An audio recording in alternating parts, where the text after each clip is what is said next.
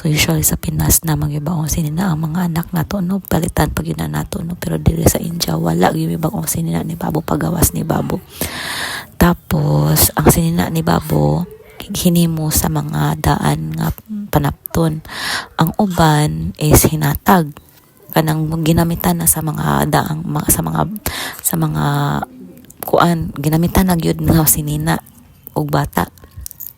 Tapos mutumang ko sila dire nga makakuha og kanang negative energy og magsuot og sinina, di ba, og makita sa bata mo yung kanang hala nilo ang sinina nga na murag di sila murag ilahan nang i-prevent. Tapos